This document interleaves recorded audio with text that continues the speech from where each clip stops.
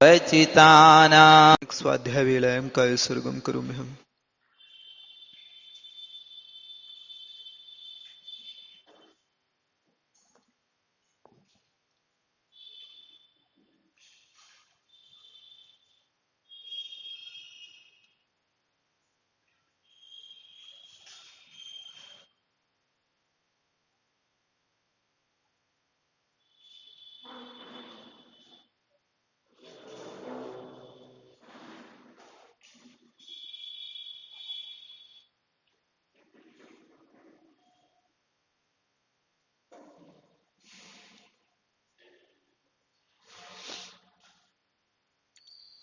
श्रियः श्रियं मङ्गलकेलिषद्म नरेन्द्रदेवेन्द्रनताङ्घ्रिपद्म सर्वज्ञ सर्वतिशयप्रधान चिरञ्जयज्ञानकलानिधान जगत्त्रयाधार कृपावतार दुर्वार संसार विकार वैद्यः श्रीवीतरागत्वयि मुग्धभावात् विज्ञप्रभो विज्ञापयामि किंचित्।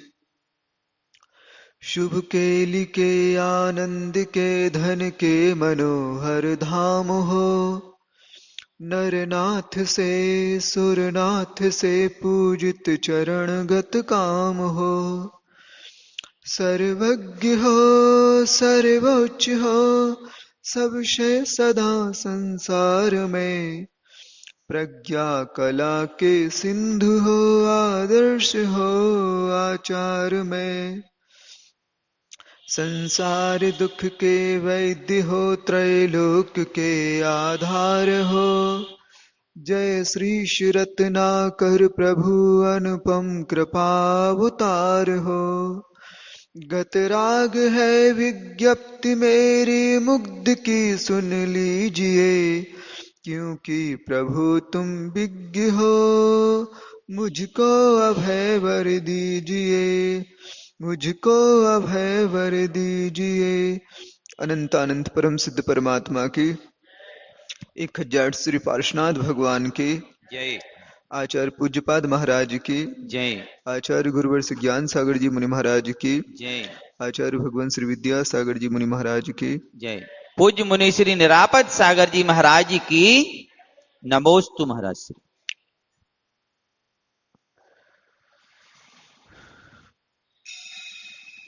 जो व्यक्ति लौकिक क्षेत्र में या पारलौकिक क्षेत्र में दोनों सफल होते हैं, तो उनकी सफलता के लिए कुछ ना कुछ मापदंड होते हैं, कुछ कारण रहते हैं। और सफलता प्राप्त नहीं हो पाती है, उसके लिए भी कुछ ना कुछ कारण तो रहते हैं। कुछ कारण अंतरंग रहते हैं, कुछ कारण बाह्य रहते हैं। तो जो सफल हुए हैं उनने क्या सावधानी अपनाई। एक जो सफलता चाहता है वह देखता है कि जो भविष्य में या पहले सफल हो चुके हैं तो उनकी ओर नजर करता है कि किस कारण से यह सफल हुए हैं। और इतना भी कर्तव्य बनता है, कई व्यक्ति विफल हो गए तो उनके उन कारणों को भी देखता है कि ये विफल हुए क्यों है, इन्हें सफलता क्यों नहीं हासिल हो पाई, तो वह उनको भी देखता है, क्योंकि यह अनिवार्य है। कुछ व्यक्ति की सोच होती नहीं, मात्र सफल व्यक्तियों को देखो, असल असफल व्यक्तियों की ओर मत दृष्टि करो। ऐसा भी संपूर्ण रूप से नहीं कहा जाता, कहीं कहीं ठीक रहता, लेकिन जो जिन कारणों से कोई व्यक्ति असफल हुआ है उन कारणों से हम स्वयं बच जाएं, इस सावधानी के लिए अनिवार्य है कि हमें उनकी उन गलतियों को भी दृष्टि में रखना है। आचार्य से लिखते ना, उनसे बचो, हाइकू है ना वो,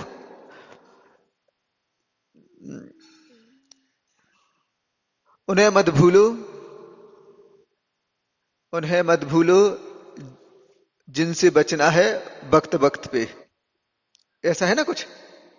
उन्हें मत भूलो जिन्हें जिनसे बचना है वक्त पे। कई व्यक्ति ऐसे रहते हैं जिनसे सावधानी रहती है, उनके बारे में ज्ञान किया जाता है कि भाई उपद्रव ना कर दें, वो उनकी ओर भी दृष्टि में रहता है। एक दुकानदार रहता है और दुकान शुरू कर देता, जो जो वस्तुएं हैं उसके पास सारे केवल मात्र उन्हीं के ग्राहक आए ऐसा नहीं होता।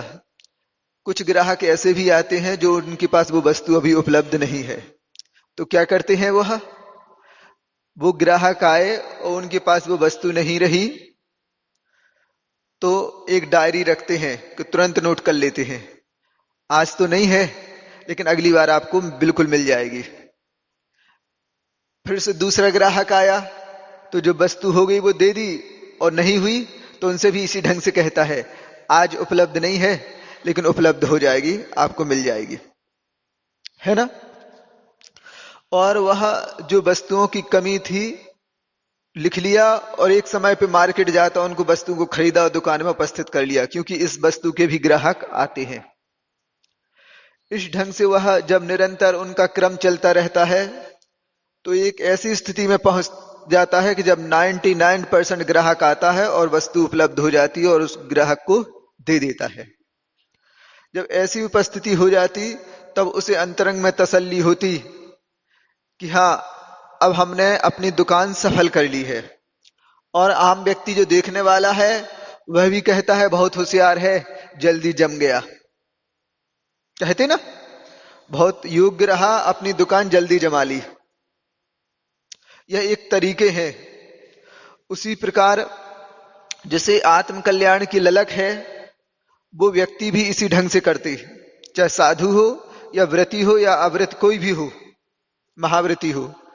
जिन जिन बातों को लेके विकल्प पैदा होने लगते हैं, विकल्प पैदा हुए या लगी कि नहीं यह चीज को तो कमी है, वह लग जाता है उन्हें सुधारने में। रामटेक में थे तब आके बहुत सारी प्रतिभा मंडल की बहनें बैठ गई और पूछा, महाराज जी ऐसा ऐसा ऐसा कैसे बना? तो फिर हमने, क्योंकि पूछते रहते हैं तो हमें अच्छा आ गया शब्द, कई बार आ जाते हैं, तो हमने कि और कुछ नहीं है, साधना अलग से कुछ नहीं है, मात्र सुधरना ही साधना है। क्योंकि हम आए किस लिए थे? कहीं ना कहीं कोई दोष विद्यमान थे हमारे अंदर। हम दीक्षित हुए तो सारे दोष तुरंत निकल गए, तो हम बिल्कुल जानते हैं कि सारे दोष जब नहीं निकले थे। जब उनकी ओर दृष्टिपात किया, अवसर आए तो धीरे धीरे करके उनको निकालते गए कि नहीं, यह महाव्रत के साथ शोभा नहीं देता। जब हमने छोड़ दिया है तो अब यह नहीं बनता, नहीं तो हमारा महाव्रत खंडित रहेगा। इस ओर जब बार बार एक परिस्थिति बनी, नए नए प्रसंग उठे, तब कहीं जाके उन दोषों की ओर दृष्टि गई कि यह भी गलती है, यह भी गलती है, यह भी गलती है। तो देखा कि कई वर्षों से इस तरह से वह गलतियां सामने आती गई और धीरे धीरे करके पुरुषार्थ करके उनको हटाते गए। तो लगा कि हमें सबसे बड़ी साधना यही है। क्योंकि पूरे जीवन काल तक कोई भी साधु, दोष क्या है तो पर की ओर झुकना, दोष क्या है तो राग द्वेष इत्यादि करना, इन्हीं में सारे के सारे विस्तार हो जाते। तो धीरे धीरे करके जहां तक संभव हुआ वह दोष निकलते गए, तो हमें स्वयं संतुष्टि होने लगी। बस हमें लगा कि यही तो साधना है। तो मुख से अचानक निकल गया, सुधरना ही साधना है, बस और कुछ नहीं करना है। थे तो हम घर में वैसे ही, अब यहां पे आके जो दोष के रूप में विद्यमान थे उनको धीरे धीरे सुधार होता गया, एक एक दोष दूर होता गया। वही साधना चल रही है। साधना क्या है? तो साधन है जो एक नीचे के स्तर से ऊपर के स्तर तक जाने की जो व्यवस्था है, उसी का नाम साधना है। चौथे काल में भी वही होती थी, आज भी वही हो रही है। जो जो दोष थे धीरे धीरे करके एक एक दोष दूर होने लगा। अब यह जब संपूर्ण रूप से वह दोष दूर हो जाएंगे तो मुक्ति प्राप्त हो जाएगी। इसके बीच का रास्ता, इसी का नाम आगम में साधना कहा गया है। और बीच का रास्ता क्या है? तो अपने आप एक एक जो कमियां थी वो दूर होती जा रही हैं। बस इसी को लक्ष्य लेके आगे बढ़ रहा है। यह जानता हूं मैं कि संपूर्ण रूप से एक ना एक स्टेज पे जब मुक्ति होगी, उसके पहले सारे के सारे दोष दूर हो जाएंगे।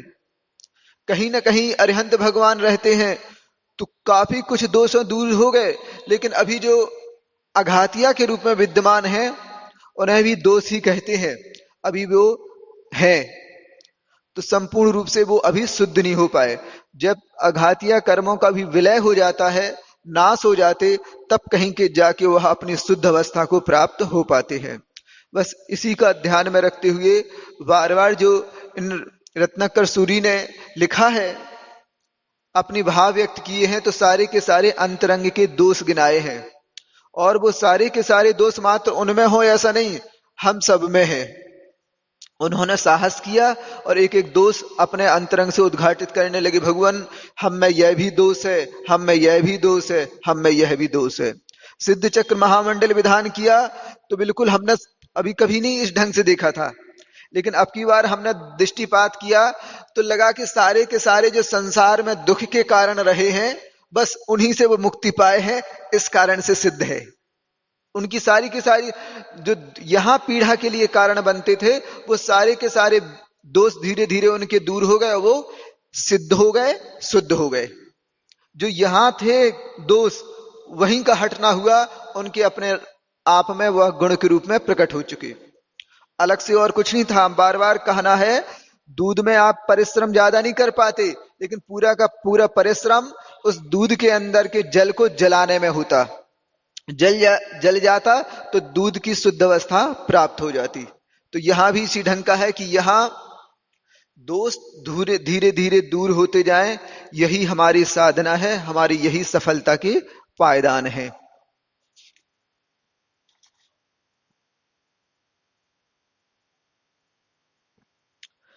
कल आया था कि जो देव हैं, शास्त्र हैं, या गुरु हैं, या मंत्र हैं, काल भी बहुत बड़ा कारण है और प्रमाद भी है।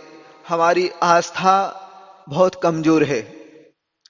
आज सुन लेते हैं और कोई थोड़ा चमत्कार इत्यादि दिखाता है, या कुछ दूसरे के मुख से सुनते किसी का प्रभाव, तो हमने जो रख रखा है या श्रद्धान में, वो अपने आप कमजोर सा पड़ जाता। यह सबसे बड़ी कमजोरी मानी जाती है। आज सबसे सिरमौर पे कई मंत्रों में नमोकार मंत्र को सबसे सिरमौर पे रहा। जो कनाडा वगैरह में, वाशिंगटन इत्यादि में जब इन मंत्रों के बारे में, इनकी ऊर्जा के बारे में अन्वेषण हुआ, कई देश के बड़े बड़े वैज्ञानिक लोग इकट्ठे हो गए, शिकागो इत्यादि, नाम भूल गया उस देश का। जब सब लोग इकट्ठे हो गए तो उन्होंने देखा कि सब मंत्रों में सबसे ऊर्जावान मंत्र जैनियों का नमोकार मंत्र है। आज उस मंत्र, क्योंकि जो उनका उच्चारण किया गया और उनको सही स्थान पे लिखा गया सही कलमों के द्वारा, तो फिर उनकी ऊर्जा का मापा कि सबसे ज्यादा आभा मंडल और ऊर्जावान कौन है, तो उन्होंने उसको प्राथमिकता दी कि नमोकार मंत्र सबसे ऊर्जावान रहा है और इसके प्रभाव जबरदस्त रहे हैं। इसके बाद भी कई मुस्लिम व्यक्तियों से चर्चा हुई तो उन्होंने कहा कि वस्तुतः हम और कुछ नहीं करते, आपने ध्यान दिया, हम आपके ही नमोकार मंत्र से आपका इलाज कर देते। जब उनके मुख से यह सुना तब लगा कि हम बरसों से इसको फेर रहे हैं, गुनगुना रहे हैं, और जब आवश्यकता पड़ी तो हम झुक कहां गए, किसी और की ओर। ऐसा हुआ क्यों? आपने लाखों करोड़ों मंत्र बार जाप कर लिया है, आपको कुछ असर हुआ ही नहीं है। और एक व्यक्ति ने कुछ समय प्रयोग किया और अब उसके मुख से ऐसी सिद्धि हो गई कि नमो अरिहंताड़म से कर देता, मुख से उच्चारण नहीं करता, सामने दिखाई नहीं देता, सुनाई नहीं देता, और वो आपके ऊपर हाथ फेर देता, आपको झाड़ देता, तो आप ठीक हो जाते और कहते देखो कितना प्रभाव है, बहुत मंत्र वाले हैं। प्रयोग क्या किया? नमोकार मंत्र का। और हम देखो तो हम उसमें असफल से हैं, हमें रंच मात्र भी उस पर श्रद्धान रही है नहीं रहता, और दूसरे मंत्रों से प्रभावित हो जाते। तो उन्होंने लिखा ना, अन्यान मंत्रों से परम परमेष्टि मंत्र हटा दिया, सत्यशास्त्र वाक्यों को कुशास्त्रों से दबा मैंने दिया। जो जिन आगम के वचन थे, अब उन जिन आगमों को वचनों को तो हमने गौण कर दिया। सारे के सारे आज दुनिया में देख लो, अकलंक देव ने लिखा था कि आज दुनिया में इतने सारे रत्न चमकते हैं, कहां से चमकते हैं? आप तो कहते हो कि जिन आगम रत्नाकर है और दुनिया में यहां चमक रहे हैं, तो उन्होंने कहा स्पष्ट रूप से कि जो द्वादशांग में गर्भित हुआ है या भगवान की वाणी से जो द्वादशांग का हुआ, कहीं भी जो कुछ चमक रहा है उसी का अंश है। समझ रहे ना? अलग से कुछ नहीं आया था। जो भगवान की वाणी में खिरा है उसका ही सारा का सारा आज प्रभाव देखने में आ रहा। फिर आपके पास तो कुछ दिखाई देता ही नहीं है। हम अपनी वस्तु को, घर की वस्तु को भूल जाते हैं और बाहर की वस्तु की ओर हमारा उपयोग या आकर्षण बढ़ने लगा है। यह मूल रूप से रहा है, यही कमी हो जाती है। इतने अच्छे अच्छे शास्त्र हैं, इतनी अच्छी हम आचार्य महाराज का समग्र यही बासुदा से मिला था हमें। किन्हीं के यहाँ जब पहले भोजन करने गए थे, तो जब तक थोड़ा भोजन में विलंब था तो उन्होंने कहा कि ये पढ़ लो। उन्होंने हमें दूर से दिख गई समग्र आचार्य श्री विद्यासागर जी, तो हमने देखी वो पुस्तक। उस पुस्तक को देखा और हम पढ़ने लगे। जब भोजन हो गया उनके यहाँ, तो कहा ऐसा करो, आपको अच्छी लगी? हमने कहा हाँ, तो आप ले लो। नहीं, हमने की लेकिन आप कब स्वाध्याय करेंगे? तो कहा कि भैया जी, हमें इसमें से कुछ समझ में नहीं आया। हमें रखी तो है, ले आए थे हम खरीद के, लेकिन कभी भी हमने पढ़ा तो हमें विशेष समझ में नहीं आया। लेकिन अगर आपको अच्छा लग रहा तो ले लो। हमने उस पुस्तक को कई बार पढ़ा और कुछ प्रवचन तो आचार्य महाराज के वो इस ढंग के प्रवचन थे कि जब भी अंतरंग में पीड़ा होती थी, मन में तनाव हो जाता था, संक्लेश हो जाता था, तो एकांत में जाके पुस्तक खोली, वो प्रवचन पढ़े। और अब छोटी ज्यादा बड़ी उम्र थी नहीं, उन प्रवचनों को पढ़ने के बाद अपने अंतरंग की पीड़ा दूर कर लेते थे। जब से वह अभ्यास शुरू हो गया, जब भी कोई अंतरंग में पीड़ा हुई या कोई भी समस्या आई, उस पुस्तक को बार बार पढ़ा हमने। और जब जैसे पढ़ते थे तो अपने आप मन बिल्कुल हल्का हो जाता था कि कोई और था ही नहीं, किससे अपने अंतरंग की व्यथा बताएं कि अंतरंग में ये चल रहा है, ये समस्या है। हर किसी से तो कह नहीं सकते थे। वह पुस्तक अपने आप में सामने आचार्य महाराज से पहले वह उसने गुरु का काम कर दिया। तो जिनवाणी इसी ढंग से रहती। जिनवाणी है तो अंतरंग की पीड़ा दूर हो जाए और एक सही रास्ता मिल जाए। उस समय से वो अध्यात्म का बीज पड़ गया था, क्योंकि अपने अंतरंग की पीड़ा को अपने स्वयं से दूर करने लगे थे हम, और स्वयं की पीड़ा स्वयं से दूर करने लगे थे तो आत्मविश्वास निरंतर वृद्धिगत होता रहा। वो फिर आवश्यकता नहीं पड़ी कि नहीं किसी दूसरे का सहारा ज्यादा ले लो, संकेत मात्र मिलता रहा और अपने चलते रहे। नहीं तो अकेले करते क्या? इस ढंग से अगर अच्छी ढंग से पकड़ है और आप पहुंचते हैं कि जान लेते हैं कि नहीं इसमें रहस्य बन जाएगा, तो आप हाथ से छुओ, अन्यथा सर्व शास्त्रों को नहीं छूना चाहिए। जब हम वह अध्यात्म में प्रवेश हमारा थोड़ा थोड़ा सा हो गया था, रुचि भी थी। आचार्य महाराज ने जब दीक्षा के पहले जब कई बार कहा आचार्य से स्वाध्याय क्या करना है, देखो सुनो ध्यान से, लिखने में सब भूल जाते हो, सार की बात बिल्कुल चली जाती। तो आचार्य महाराज ने कहा कि देखो प्रथमान योग का स्वाध्याय करना है, अभी और शास्त्र नहीं पढ़ने हो घर में। तो हमने कहा ठीक है। तो प्रथमान योग के अलावा हमने और विशेष शास्त्रों पे ध्यान दिए नहीं, क्योंकि आचार्य महाराज ने मना कर दिया था। उससे निरंतर वैराग में वृद्धि होती रही। एक गुरु महाराज की दृष्टिकोण इस ढंग से रहती है। उस प्रथमान योग से बार बार पढ़ते थे तो और भाव भवांतरों पे विश्वास सा जमने लगा कि नहीं, जो जीव पहले भी था वो आज भी है। इतने दुख भोगे हैं संसार में, तो अपने आप एक एक बात के प्रति लगने लगा अब हमें संसार से पार होना है। जैसे इनके बारे में शास्त्र में पढ़ते, वैसे ही तो हमारा जीवन है। जिस प्रकार इन्होंने भव भाव में भ्रमण किया है, कई भावों से जन्म लिया, मरण लिया, नरकों गए, वो हुआ, ये हुआ, इनके साथ ऐसा हुआ। आज हमारी अगर कोई गाथा गाएगा तो हमारे साथ भी ऐसे ही प्रथमान योग बन जाएगा। समझ रहे ना? इसी तरह के भव भवांतर का जब हमारा वर्णन होगा तो हमारे भी शास्त्र इसी ढंग से लिख जाएंगे। इतनी बार निगोद की यात्रा कर ली, इतनी बार त्रियंच बन गए, इतनी बार सुअर बन गए, सारी की सारी हमारे साथ भी तो ऐसे घटित हुआ। तो बोधि समाधि निधान प्रथमान युग को कहा जाता। अब क्या है, पढ़ के तुरंत कहानी समझ के पाल्टी अलग की, अपने पे जब घटित करोगे तो वैराग हुए बिना रहेगा नहीं।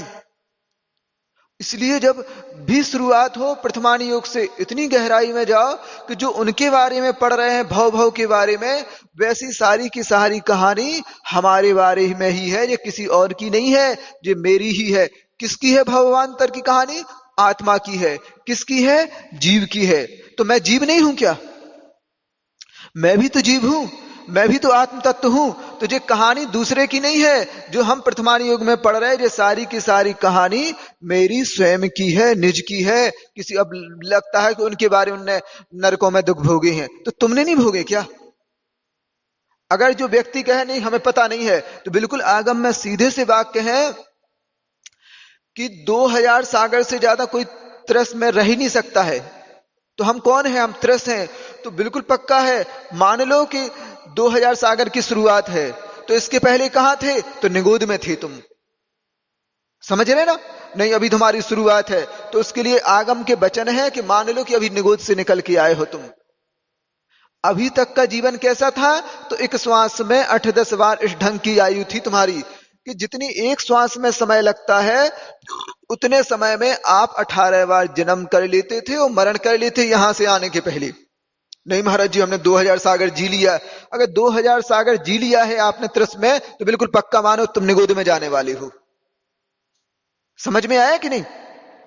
तुमने उस योग भूमिका बना ही नहीं पाई कि अब तुम्हारा निर्वाण हो जाए। अगर इसको शुरुआत का मानते हो तो निगोद से आए हो, अगर अंत का मानते हो तब निगोद में जाना है।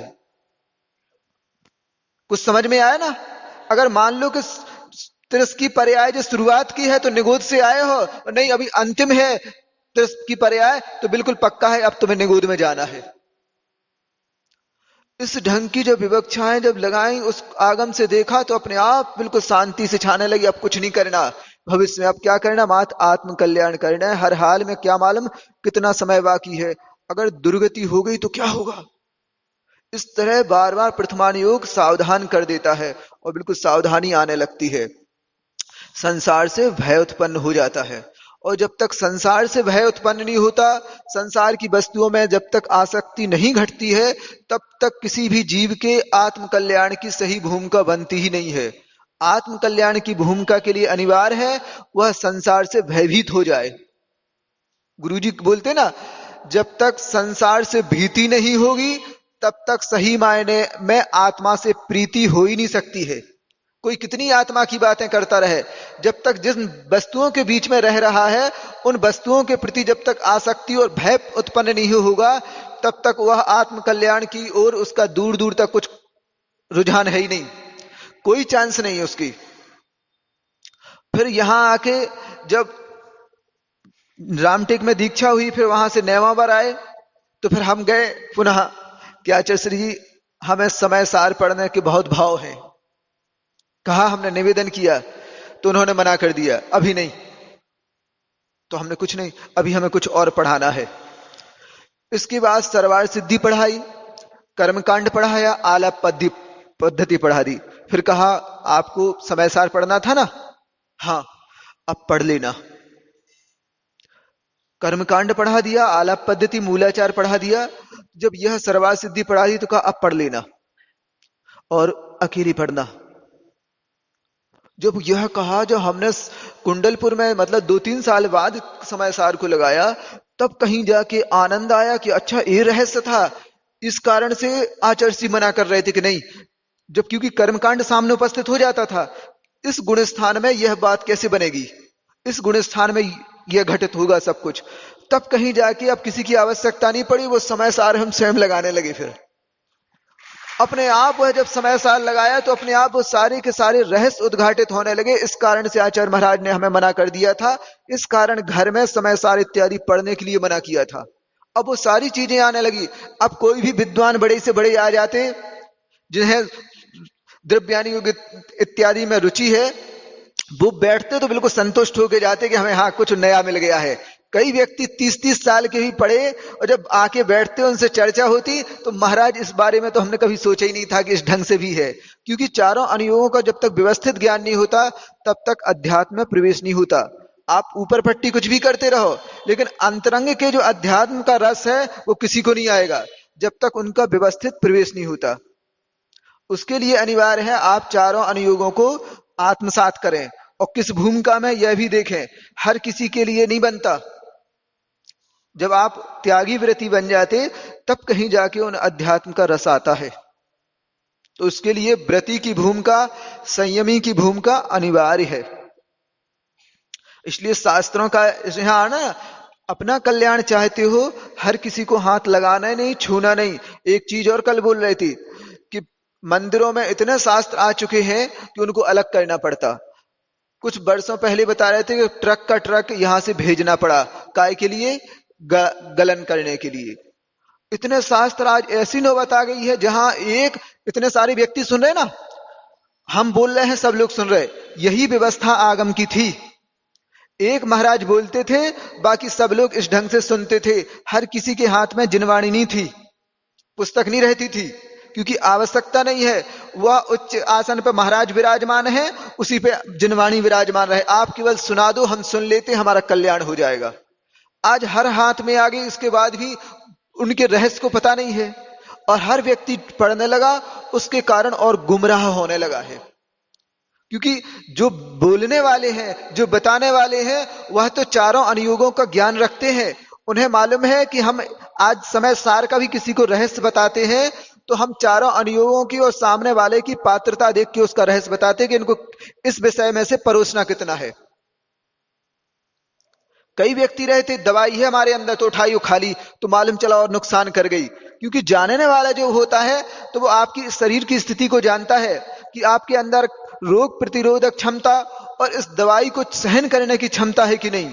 डोज तो अच्छा है, बिल्कुल उतार देता है, लेकिन अगर उस दवाई को दे दी तो कई बार हमने ऐसा देखा कि उन मुनि महाराज के शरीर में क्षमता नहीं थी और वो प्रयोग कर दिया। किसी ने कह दिया उनको ऐसी ऐसी पीड़ा है, तो बाहर से खबर आ गई तो ऐसा करो ये इलाज कर दो। वो इलाज कर दिया तो और पीड़ा बढ़ गई। क्यों बढ़ गई? इलाज ठीक नहीं था। इलाज तो ठीक था, उस इलाज को सहन करने की अभी शक्ति नहीं थी, पहले वो शक्ति बढ़ाई जाती है। उसी प्रकार जो कुछ बोलते हैं वो जिनको सुना रहे हैं उनकी योग्यता को जानते वो फिर कहीं जाके उनके सामने परोसा जाता है। यह व्यवस्था आगम की रहती तब तक, ताकि हम आपको दें उतना वो आप अपने योग्य ग्रहण कर लें, धीरे धीरे प्रोग्रेस कर लें। आज हैवी डोज दे देंगे आपको तो आप जो कर रहे हैं उससे भी वंचित रह जाओगे, और वो तो आपके हाथ में आना वाला है ही नहीं। क्योंकि जो आज आपके पाठ्यक्रम में नहीं है वो हम आपको कॉलेज का विषय आज बचपन में दे दें, नर्सरी वाले छात्र को दे देंगे, तो आप किस में पास होगे? परीक्षा में आने वाला क्या है? तो परीक्षा में मात्र आपके जो जिस कक्षा में है उसी में से पूछा जाएगा। हम भली नहीं बहुत अच्छा विषय है कॉलेज का दे दें, उसका आपको कोई लाभ नहीं। आप ना अपने जो पाठ परीक्षा में आया था उसमें भी फेल हो जाएंगे, इसका भी लाभ नहीं ले पाएंगे। इसलिए अपनी भूमिका, किस भूमिका में हो आप, उस भूमिका को ध्यान में रख के सारे के सारे शास्त्र के रहस्य को परोसा जाता है, हर किसी को नहीं परोसा जाता। तो हर शास्त्र ने आपके लिए कहा है प्रथमानुयोग, तो मुख्य रूप से आप प्रथमानुयोग देखो। ऐसी आगम में व्यवस्था है। प्रतिक्रमण होता ना, जो गणधर स्वामी ने कहा था कि पंचम काल में श्रावक या व्रती और महाव्रती इस प्रतिक्रमण को करेंगे, तो लास्ट में जो अथेष्ट प्रार्थना रहती ना, तो क्या लिखा रहता उसमें? प्रथमम कर्णम चरणम द्रव्यम नमः। इसका तात्पर्य क्या है? प्रथमानुयोग, कर्णानुयोग, चरणानुयोग और द्रव्यानुयोग, यह शास्त्रों का क्रम है। इसके अनुसार स्वाध्याय होता, ऐसे स्वाध्याय के लिए नमस्कार हो। कहा ना, अब इन चारों अनुयोगों के लिए नमस्कार हो। अंत में रखा द्रव्यानुयोग को। जब आप इन तमाम चीजों में निष्णात हो जाते हैं, प्रथमानुयोग से संसार से भयभीत हो जाते हैं, प्रथमानुयोग कर्णानुयोग से आप कर्म की व्यवस्था को जान जाते हैं। जब जान गए कि इस ढंग से कर्म का आश्रय होता है, आश्रय के प्रत्यय क्या है? तो मिथ्यात्व, तो मिथ्यात्व हमारा हट गया। अब क्या है? अविरति, तो अविरति को हटा देते हैं, तो वो चरणानुयोग की कोटि में आ जाता। तब कहीं जाके आप जब मिथ्यात्व से दूर हट गए, श्रद्धान आपका अच्छा से हो गया और कर्म की व्यवस्था को जान गए कि इस ढंग से कर्म का आश्रय होता है, इससे बंद होता है, ऐसे संबर होती, ऐसे निर्जरा होती है, फिर आपका प्रवेश होता है चरणानुयोग में। अब आचरण पद्धति को आप अपनाने लगते हैं। हाँ, अब आचरणवान हो गए। अब द्रव्यानुयोग की ओर देखो, अब द्रव्यानुयोग को आत्मसात करो। तब कहीं जाके आत्मा का आनंद फिर उस द्रव्यान योग से आता है। आज उसकी ओर न ध्यान दे के कोई सा भी ग्रंथ पढ़ने लगता, नहीं पढ़ा दो आप तो पढ़ा दिया, अब क्या है तो हम देखो लिखा है शास्त्र में कि ऐसा ऐसा होता है, पीछे का वो कुछ भी पता नहीं है। इस कारण से स्वाध्याय करने वाले भी बहुत सारे अच्छे जबरदस्त स्वाध्याय किया और अंतोगत्ता वो अपना स्वयं का भला नहीं कर पाए। कई बड़े बड़े पंडितों को देखा हमने, अंत समय में विक्षिप्त से हो गए, पागलों की भांति घूमने लगी। इतना बड़ा स्वाध्याय किया और पागलों जैसे हो गए, क्या फल मिला? तो अब यह जो उन्होंने अनियमित रूप से स्वाध्याय किया था बिना व्यवस्था को जाने, वही स्वाध्याय उनके असमाधि के लिए कारण बना। अब तुम्हें अंत समय में ज्ञानवान नहीं रहने देगा, पागल बना देगा। बिल्कुल इस ढंग से रही। कई बड़े बड़े पंडितों को बारे में जब सुना था संघ में, तो लगा कि उन्होंने बिल्कुल मर्यादा का पालन नहीं किया, कुछ भी खाते पीते रहते हो, बड़े बड़े शास्त्रों को छूने लगी। उसके कारण अंत समय में उनकी विस्मृति भंग हो गई, कुछ का कुछ खाने लगे, रात्रि में मांगने लगे, सारी चीजें हो गई। क्यों ऐसा हुआ? जिन शास्त्रों को आप छू रहे हो वो महान है, हर किसी के छूने योग्य नहीं है। समय सार इत्यादि ग्रंथ सबके पढ़ने योग्य नहीं है। उसके लिए कहा है जो तो दिगंबरत्व के उन्मुख हो या दिगंबर हो वो ही पढ़े, हर किसी को छूने का अधिकारी नहीं है। आत्म प्रवाद आता है एक दृष्टिवाद अंग के अंतर्गत, उसमें स्पष्ट रूप से कहा गया है कि ध्यान रखें, इसके उपदेश करता असंयमी ना हो, गिरस्त ना हो, इसका उपदेश करता केवल महाव्रती ही है और किसी का प्रवेश नहीं रहता। आज तो कोई भी अध्यात्म शास्त्रों को वाचन करने लगती, पढ़ाने लगती, तुम असंयमी हो, तुम्हें छूने के अधिकारी नहीं, तुम बोल कैसे रहे हो? इस ढंग का ज्ञान उन द्वादशांग के अंतर्गत आया। अब कोई ने पता ही नहीं हमें, हम तो बस हमें तो सुन ली चार बातें और बताने लगी। इस ढंग से अपना अहित कर लेते, अंत समय में वो विस्मृति भंग हो जाती, क्योंकि इस ढंग का ज्ञानावरणी कर्म का आश्रय कर चुके हो तुम। अंत समय में तुम्हें नमोकार मंत्र याद नहीं रहेगा और वो इस ढंग से कि मलमूत्र में बैठे हैं, कोई ऐसी स्थिति देखी हमने। तब कहीं जाके लगा सावधानी पूर्वक रहो।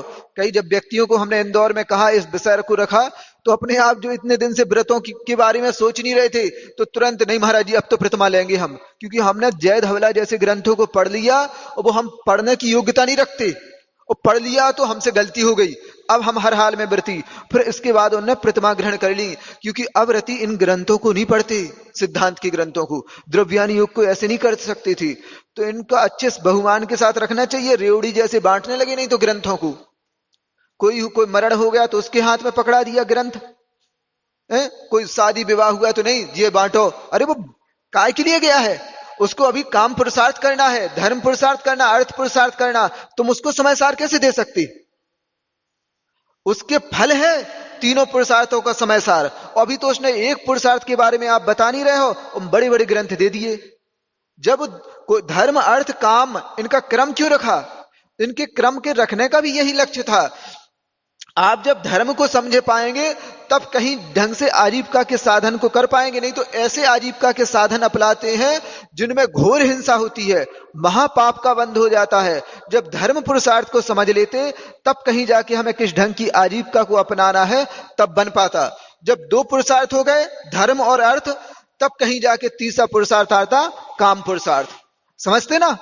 आज काम पुरुषार्थ को व्यक्ति बहुत हे दृष्टि से देखते।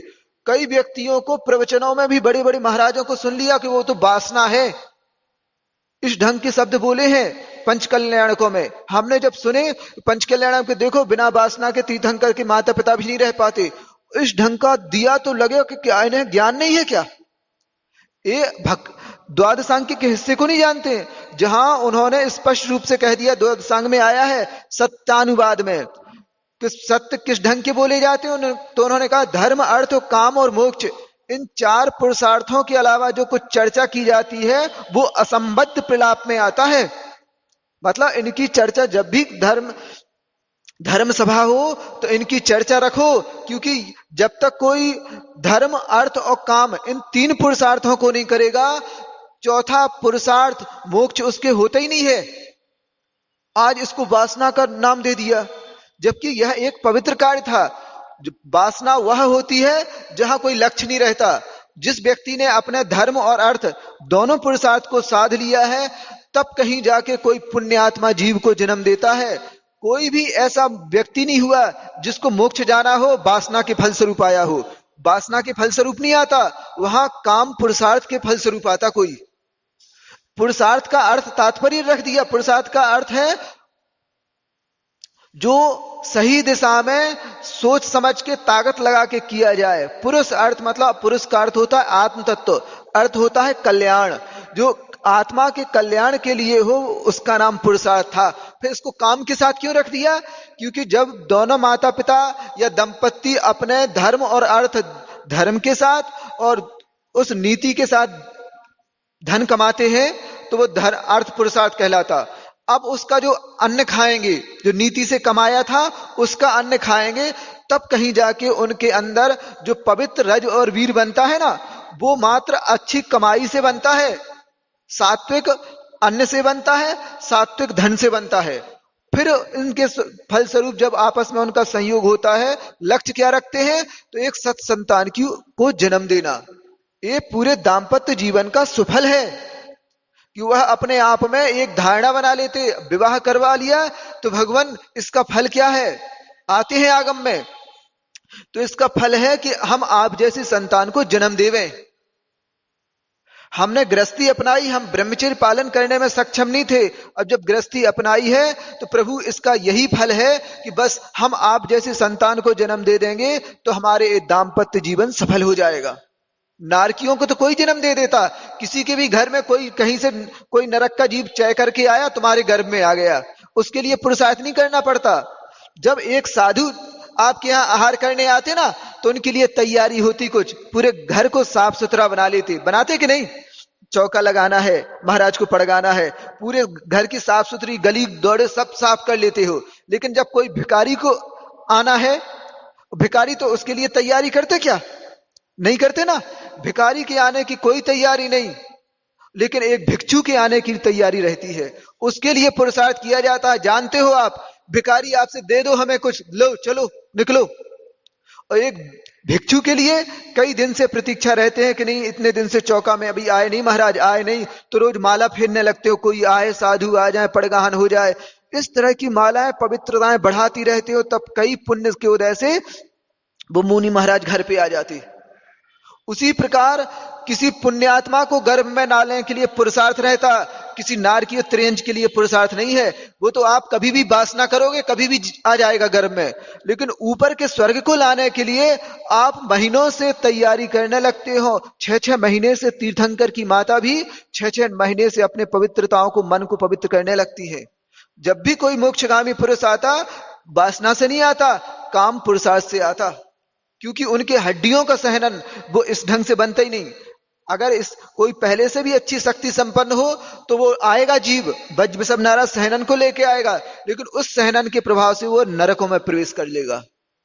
लेकिन पवित्रता रखेंगे, 6 जो गर्भ कल्याण के 2 भाग रखते ना, पूर्वार्ध और उत्तरार्ध, उसका पूर्वार्ध का भी गर्भ में नहीं आया कोई, लेकिन गर्भ की पूर्व की उस चौके की तैयारी है कि कोई मुनि महाराज आएंगे तो तैयारी करते ना, तो उसी प्रकार 6 महीने से पहले से माता पिता सावधान हो जाते, अपने मन वचन काय की चेष्टाओं को अच्छा करने लगते, ताकि वह तीनों योगों, मन की शुद्धि हो जाए, वचन की शुद्धि हो जाए और काय की शुद्धि हो जाए। तब कहीं जाके वो संयोग होता, फिर उस रजबीर में इतनी पोटेंसी बन जाती कि अब ऊपर के स्वर्ग का जीव उस देह, उस द्रव्य को अपना शरीर बनाता है। समझ में आया ना? आपके रजवीर पे डिसाइड हो जाता कि आपके यहां नारकी आएगा, त्रियंच गति का जीव आएगा कि ऊपर के स्वर्ग का जीव आएगा। कैसे होता? तो माता पिता के परिणामों से किस तरह की भूमिका बनाई है। आपने चपरासी की भूमिका बनाई है कि कलेक्टर की बनाई है? और आज रोने का सवाल नहीं बनता। अगर आपने देवों की भूमिका बनाई है कि स्वर्ग से कोई देव घर में आएगा, तो बिल्कुल पक्का मानो वो ढेर सारी संपत्ति और पुण्य साथ में लाता है। इसलिए इन 4 पुरुषार्थों की बार बार चर्चा हो और इनकी आराम से मानसिकता में रख के दाम्पत्य जीवन स्वीकारा है या करना है, तो अभी से उस तरह की भावनाएं शुरू कर दो कि नहीं भगवान हमारे बस की ब्रह्मचर्य नहीं है, कोई बात नहीं, लेकिन हम आपके दूसरे व्रत का तो पालन करेंगे। एक महाव्रत के रूप में रहता, एक अणुव्रत के रूप में, तो हम स्वदार संतोष व्रत का तो पालन करेंगे। इस ढंग की भावनाएं रहती हैं तो उसमें पोटेंसी बढ़ती रहती है। एक पुण्य आत्मा मान लेता है कि हाँ, यहाँ इन माता पिता के यहाँ जाना चाहिए, यह योग्य है, हमारा ढंग से योग्य शरीर और बुद्धि इनसे प्राप्त होगी। इस ढंग से वो करते रहते और अपने उत्थान के लिए पूरा परिवार कारण बन जाता और वो माता पिता स्वयं बन जाते, वो बच्चा। यह सारी की सारी व्यवस्था आगम की है, समय समय पे इसको रखना। भट्ट अकलंग देव ने कहा है, जब भी उपदेश हो इन 4 पुरुषार्थों के बारे में बताओ, ताकि श्रावक के घर पुण्यात्मा आए और इनकी और पूरे समाज की रक्षा हो। जब भी रक्षा होती पापी से नहीं होती। इस कारण से आज इतनी दीन स्थिति हो चुकी है कि आपके घर में आया और घर में मालूम चले दिक्कत होने लगी कुछ, वो गर्भ में आया तुम भिखारी बनना शुरू हो गए, तुम्हारे बिजनेस व्यापार बंद हो गए, अच्छे चलते थे उनमें कमी आ गई, तो समझ लेना कोई दुर्गति का जीव आ चुका है। और जिस समय उसके आने से आपकी संपत्ति में विकास होने लगे तो समझ लेना कोई स्वर्ग से आया है। बुद्धि पूर्वक करो या अबुद्धि पूर्वक हो, इस ढंग से फलितार्थ होता है जी। आपके यहां की संपत्ति बढ़ने लगी तो कोई ना कोई पुण्यात्मा आपके गर्भ में आ चुका है, और विनाश होने लगा संपत्ति का तो समझ लेना कोई दुर्गति से आ चुका है, वो पापी जीव है जो इस ढंग से। तो आपको बता दिया है, उसको पापी नहीं कहना, क्योंकि आपने इस ढंग का कर्म किया, नहीं तो मालूम चलो उसको टोकने लगू। कई जगह कई के यहाँ बहुएं वगैरह आ जाती हैं तो फलीभूत होने लगता, कई जगह आ जाते तो इस ढंग से होने लगते, तो टोकना नहीं, क्योंकि वो निमित्त मात्र है, मूल रूप से आपका कर्म फल रहा है। वो तो व्यवस्था बता दी, व्यवस्था इसलिए बता दी थी कि आप पहले से अपनी तैयारी कर लो। समझ में आया ना, तैयारी कर लो, आपके साथ कुछ घटा गलत ना घटे, इसलिए बता दिया। लेकिन अब जिनके साथ घट रहा है वो अब एक दूसरे को दोष ना दें, अपने कर्म की ओर देख के उसमें समता रखें, है ना। और इस ढंग की कई जन पूछने आ जाते कि महाराज जी क्या करें, घर में ऐसी स्थिति है, तो उसके कुछ उपाय हैं। कुछ उपाय रहते हैं कि अपने घर के माहौल को थोड़ा बदलो। अभी जो वहां नेगेटिव ऊर्जा भरी रहती है उसके कुछ तरीके रहते हैं। आपके घर में जो अच्छा सब लोग सुन ले में, किसी को किसी तरह की समस्या दिखे ना, एक तो तीव्र कर्म रहा तो कुछ उपाय काम नहीं करते, और कर्म का उदय द्विस्थानी का रहा तो वो उपाय काम कर जाते। उसके लिए लगता है कि कोई घर में समस्या कुछ गलत हो रहा है, तो एक घर का सबसे अच्छी कोण में वो स्थान देख लो जो पवित्र हो, उस पे आराम से शास्त्र रखो, घर के सारे परिवारों को शुद्धि के वस्त्र में, मतलब कुर्ता पजामा भी चल जाएगा, बिठा लो और सबको बिठा लो, एक जन बांचे सब लोग सुने, कायस्तर करो और आह्वान करो। क्योंकि ये हमारा कौन सा है, मध्यलोक है। मध्यलोक में भवनत्रक के जीव सारे देव रहते, तो आपके घर में भी रहते हैं, इस चीज का ध्यान रखना। अब वहां आह्वान करो कि कोई भी देवी देवता इस मकान में हो, तो हम लोग स्वाध्याय कर रहे हैं, आप भी स्वाध्याय का लाभ लेवें। अच्छी प्रसन्नता से घर के माहौल में इस ढंग से बैठ के यूं ऐसा कहा, और आध पौन घंटा जितना आपको स्वाध्याय करना है, प्रथमान युग के अच्छे किसी चरित्र को लिया, आध घंटे उसका स्वाध्याय किया, फिर बंद कर दिया। और आप लोगों ने हमारे इस धर्म कार्य में स्वाध्याय में हिस्सा लिया, उसके लिए बहुत बहुत धन्यवाद। इस ढंग से बोलो और आप लोग यथास्थान जावें, ठीक है ना। और क्योंकि हम अपने अपने और चर्या करनी, हमें शास्त्र को बंद किया, एक कायुस्तर कर लिया, इस ढंग से बोलने के बाद रोज कहा करो। तो अब वो जो देवी देवता थे, अब तुम्हारी इतनी अनर्गल प्रवृत्ति हो गई, इतनी मर्यादा विहीन हो चुके हो। पहले घर की सारी मर्यादाएं पालन होती थी, अब तो कुछ भी न, वस्त्रों का ठिकाना है, किस ढंग के वस्त्र पहनते हो, आप विवाहित हैं तो नहीं ध्यान रखते हो। पहले कोई इस ढंग के वस्त्र नहीं पहनता था जिस तरह के होने लगे हो, कोई भी ना शुद्धि का विवेक रहते हो ना कुछ भी, और कुछ की चेष्टाएं करते रहते हो। तो जो देव रहते हैं तो कहते कितने भ्रष्ट व्यक्ति हैं ये, नार की तुल्य है, इनको नरक जाना है, ये दुख में नहीं रहेंगे तो क्या होंगे। तो और वो आपसे नाराज हो जाते कि इतनी गंदी चेष्टाएं करते हैं, मर्यादा को बिल्कुल कुछ भी मोबाइल का करते, आपको लगता कुछ नहीं हो रहा, आपकी सारी चेष्टाएं मोबाइल पे कुछ देखते हो तो वहां के देवी देवता देखते रहते कि आपका योग्य तो है ही नहीं जी, फिर भी करते हो। विवाह हो गया, एक पति का संकल्प है, एक पत्नी का संकल्प है, फिर भी एक कुछ चेष्टाएं कर रहे हैं।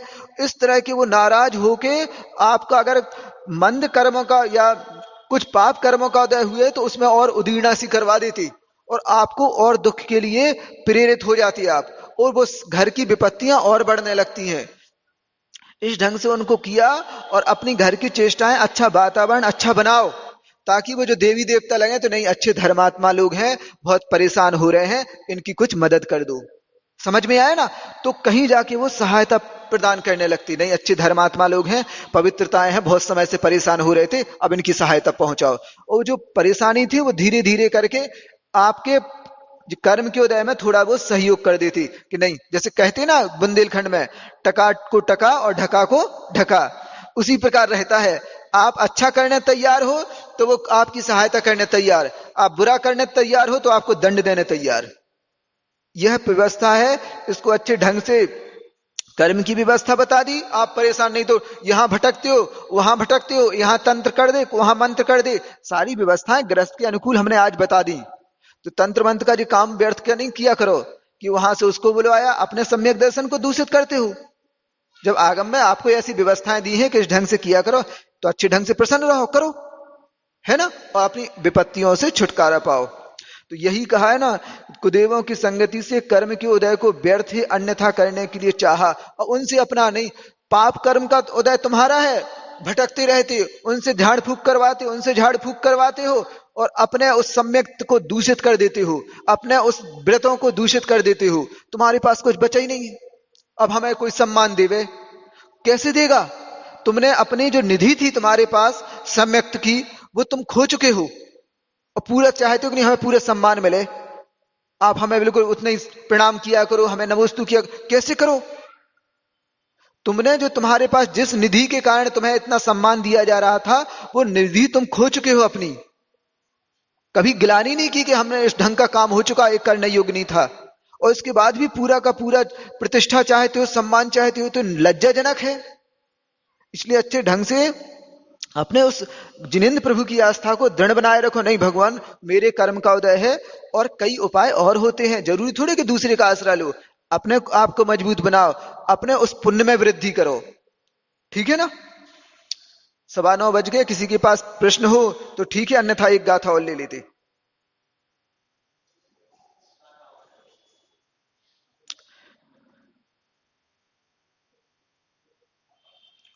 विमुंच दृग लक्ष्य गतम भवंतम ध्याता मया मूढ़धिया हृदयन्तः कटाक्ष वक्षोज गभीर नाभि कटी तटीया सुदृशाम विलासः।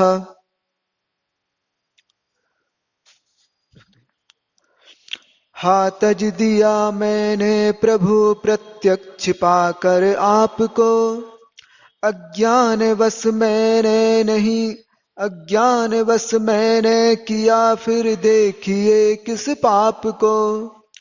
वामाक्षियों के राग में रत हो सदा मरता रहा, उनके विलासों के हृदय में ध्यान को धरता रहा। हाथ तज दिया मैंने प्रभु प्रत्यक्ष पाकर आपको, अज्ञान वश मैंने किया देखिए किस पाप को। वामाक्षियों के राग में रत हो सदा मरता रहा, उनके विलासों के हृदय में ध्यान को धरता रहा। यहां उन्होंने अपनी आलोचना की है। सारे स्त्री पुरुष अपनी अपनी इस ढंग से देख लो, हमारे मन की परिणति कैसी है। तो स्वयं पुरुष होने के बाद स्त्री को की ओर आकर्षित होते हैं, स्त्री होने के बाद पुरुष की ओर आकर्षित होती रहती है। तो एक साधु अपनी आलोचना कर रहे हैं कि अज्ञानवश मैंने क्या क्या नहीं किया। आप सामने विराजमान थे, आपकी वाणी हमारे हृदय में थी, इसके बाद भी गुरु के उपदेश कान में थे, इसके बाद भी हमारा उपयोग, हमारा मन किसी दूसरे की ओर लगाए रहता था। वामाक्षियां बोलते हैं स्त्रियों या दूसरे पक्ष को, है ना, विपरीत लिंग को। जो दूसरा है पुरुष स्त्री की ओर झुकता है, स्त्री पुरुष की ओर झुकता रहता है। कल भी वही कहा था कि जब आपका विवाहित हो चुका है तो पूरा ईमानदारी से रहो। अब ईमानदारी से रहोगे तो आपका उसके अनुसार भी भारी पुण्य का बंध होता है। अब आपने विवाहित कर लिया ना, कोई इसलिए विवाह की परंपरा रखी कि आप बिना विवाह के नहीं रह सकते, तो उन्होंने कि ठीक है किसी को स्वीकार कर लो।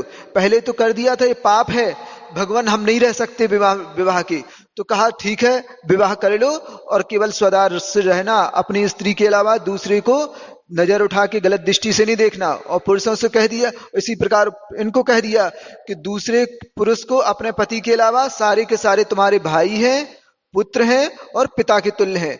इस ढंग की दृष्टिकोण को प्रकट कर लेना, बना लेना अंतरंग में। अगर इतना कर लोगे तो ही तुम्हारा व्रत ही कहलाएगा। तुम भली अब्रह्म का सेवन कर रहे हो, लेकिन इसको भी ब्रह्मचरी अणुव्रत माना जाएगा, स्वदार संतोष व्रत माना जाएगा। ये व्रत भी अपने लिए बहुत ऊंचाइयों तक ले जाएगा। आपका पूर्ण रूप से ब्रह्मचर्य का पालन नहीं कर पा रहा है, लेकिन इस ढंग से करना, बार बार किसी की ओर दृष्टिपात मत करना। अपना लिया ना, अब तुम्हें तुम्हारी थाली में परोस दिया, अब किसी दूसरे की थाली की ओर मत देखो। परोस गया ना तुम्हारे, मांग रहे थे कि हमें दे दो कुछ खाने, कुछ दे दो, दे दिया तुम्हें खाने, अब खाओ, लेकिन दूसरे की थाली की तरफ मत देखो। बस इतना ही करना है तुम्हें। मना नहीं किया कि मत खाओ, खाना है खाओ, लेकिन अब दूसरे की थाली की ओर नजर मत करो। अगर दूसरे की थाली की ओर नजर करोगे तो अब तुम गृद्धता बढ़ रही है तुम्हारी, मतलब पाप में त्रिवृद्धि हो रही है। तुमने जिस चीज को त्याग दिया है तो अब उस ओर नजर बिल्कुल मत डालो। यही वो कह रहे हैं, अज्ञान बस मैंने किया फिर देखिए किस पाप को। बार बार दूसरे को हृदय में लाते रहते हो, बार बार उसके बारे में विचार करते रहते हो, तो निरंतर यह ब्रह्मचर्य खंडित होता। साधुओं के लिए भी कह दिया है, एक बार किसी की ओर दृष्टि डई, हटा लो। अब पुनः देखने का भाव है, अगर अब पुनः देखने का भाव आता है कोई भी महिला इत्यादि की ओर, बिना पुनः बोलने का भाव आता है, फिर से आ जाए, अभी तक समय हो गया अभी तक आए नहीं क्या, फिर से कुछ बातें हमें धर्म की तो बताना है। इस ढंग का भाव आना भी कहीं ना कहीं राग उत्पन्न करने वाला है। नहीं हम तो उनको समझा तो रहे, क्या समझाना, एक बार समझा दिया, रोज समझाओगे क्या? नियम सार में इस ढंग की बात आ गई, एक बार किसी को उपदेश दे दिया, रोज वही व्यक्ति बार बार कैंडिडेट, वही महिला या लड़की बार बार आती है, तो सावधान हो जाओ। अब मना करो कि रोज समय पे इस ढंग से नहीं, एक बार उपदेश हो गया, बार बार नहीं होगा। तो सामूहिक रूप से देते, अलग से कोई अलग थलग के बैठे, यह नहीं बनता। इसी ढंग से श्रावकों को कह दिया कि तुम्हें जब विवाह हो गया ना, अब सबके प्रति अपनी गंभीरता बना लो, अपने उस दृष्टिकोण को निर्मल बना लो, तो यह तुम्हारा विवाह करवाना भी तुम्हारे लिए व्रतों से कम नहीं है, और अपने आप में तुम्हें यह भी स्वर्ग में प्रतिष्ठित कर देता। कई ऐसे व्यक्ति रहते, उदाहरण सुनते आपने लोगों में भी नहीं पढ़ा होगा कि एक बाबा जी ने बहुत विद्या सिद्ध कर ली और किसी की ओर भी देख देते थे तो जल के राख हो जाता था। एक के यहां भिक्षा मांगने गए, वो भिक्षाम देही, तो वो स्त्री थे जो घर में महिला थी, मां थी, तो वो कुछ कूट रही थी, तो उनको गुस्सा आ गया, इतना विलंब करती हो, एक दृष्टि डाल दूंगा जल के राख हो जाओगी। तो उस महिला ने कहा, बाबा जी धैर्य रखो, थोड़ा समता रखो, कबूतर नहीं हूं जो तुम्हारी दृष्टि से जल के राख हो जाऊंगी। मैंने पूर्ण रूप से सतीत्व का पालन किया है, मैंने कभी भी अपने पति के अलावा दूसरे को बचा के बारे में सोचा नहीं है। जितनी तुमने सिद्धि इतने सालों में प्राप्त की है, हमारे मूसर को देखो कि बीच में छोड़ दिया, अभी टंगा है, जमीन में नहीं गिरा। आपने साधना की होगी 12 वर्ष, हमने पूरी केवल ईमानदारी से अपने स्वदार व्रत संतोष व्रत को पाला है, उसका प्रभाव देख लो आप। शांत रह के बाबा जी अपना माथा पकड़ने लगे कि हम 12 साल लगा दिए थोड़े से चमत्कार के लिए, इस सहजता से आ गई। तो इस ढंग से अपने व्रतों के प्रति सावधान, हम जानते हैं पंचम काल है, लेकिन जहां तक संभव हो उसमें दृढ़ रहो। कठिनाई बहुत है, लेकिन पूरी अगर पालन करोगे तो जबरदस्त आमदनी भी बहुत है। इसलिए अच्छे पूरे मन को संभाल के रखा करो, मोबाइल से दूरी बना के रखा करो, है ना, और बिल्कुल कमरे में तो रहे ना, औषधि की तरह उपयोग किया, आया बात की दूर हो जाओ, ये विस्फोटक सामग्री है, इस ढंग को ध्यान में रखा करो। 7 तत्वों का श्रद्धान किस प्रकार करें? 7 तत्व तो भेद रूप है, जीव की सम्यक दर्शन अभेद वस्तु में अंधपने से होता है।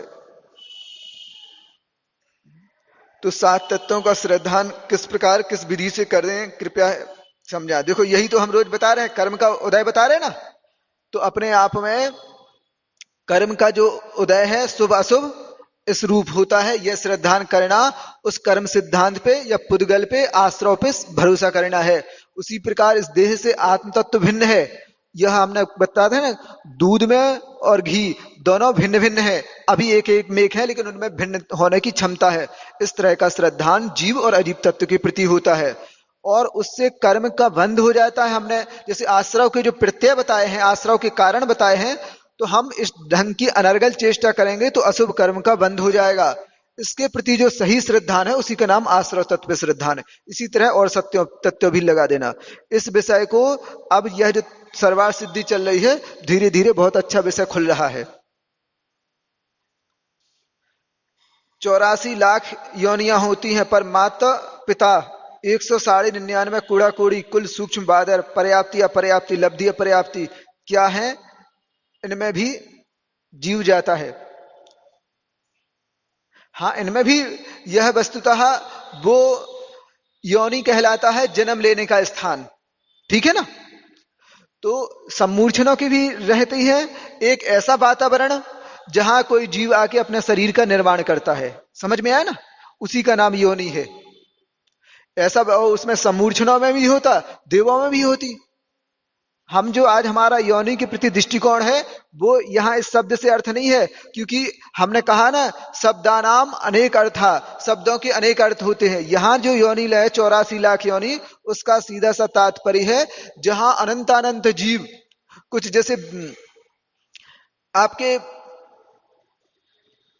सांचे रहते, कोई भी वस्तु वगैरह बनाने के रहते कि नहीं, तो कई कितने तरह के सांचे हैं, या वो नमकीन बनाने के आते या बाटी इतने कुछ भी बनाने के आते, तो एक किट में इतने तरह के सांचे या जिनसे आकार इत्यादि बन जाता, तो उसी का नाम योनि कहते हैं। वस्तुएं तो अनंतानंत हैं जो बना दी आपने, इतनी सा। जैसे हाँ, एक और अच्छा उदाहरण आ गया ना, बूंदी और नमकीन निकालते ना आप, वो रहती से घिसते हैं, उसके छेद में कई बार कई तरह की भिन्नता रहती, कोई चौकोर वाले रहते हैं, कोई प्लेन रहते ना, उसके द्वारा जो निकलता रहता है, तो वो छेद का माप और छेद की आकार इत्यादि योनि कहलाती। और उससे जो नमकीन जो इतना सारा बोरे के बोरे भर गए, वो सारे के सारे जीव हैं। समझ में आया ना? जीव मतलब शरीर सहित जीव। तो यह योनि के भेद हो गए, और इस ढंग से तो सांचे के छेद तो गिनती के हैं आपके, लेकिन नमकीन इतना सारा निकल गया। उसी प्रकार योनि के जो स्थान है वो तो 84 लाख हैं, लेकिन उनसे जीव अनंतानंत जन्म लेते और मरते रहते हैं। ऐसा ठीक है ना? इतना पर्याप्त है।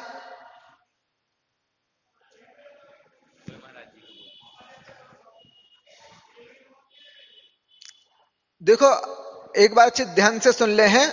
अपर्याप्त अवस्था क्या अवस्था है? तो वह अवस्था जब कोई जीव यहां से मरण करके जहां पहुंचता है, तो अंतर मुहूर्त तक, जैसे पंचेंद्रिय की अपेक्षा लें तो 6 पर्याप्तियां होती हैं। उन 6 पर्याप्तियों में शुरू तो वो एक साथ कर देता, लेकिन जब तक पूर्ण नहीं हो पाती वह अवस्था अपर्याप्त अवस्था रहती। तो जो स्थान लेने का है वो तो योनि कहलाता है, लेकिन जो अपर्याप्त अवस्था है वो योनि नहीं कहलाती। जहां से उस स्थान पे पहुंच गया है वो योनि है, और उसके बाद का अवस्था जब तक वो पर्याप्तियां पूरी नहीं होती तो अपर्याप्त अवस्था कहलाती। ठीक है? बोले पूज्य मुनि श्री निरापत सागर जी महाराज की। सभी लोग अपने स्थान पर खड़े हों। जिन वाणी के ज्ञान ते सूझे लोकालोक, सो वाणी मस्तक नमो सदा देत हो धोक।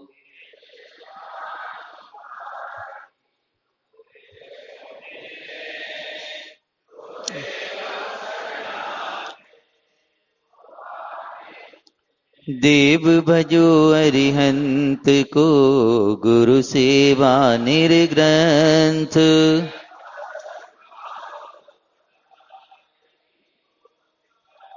काय सुगम करो।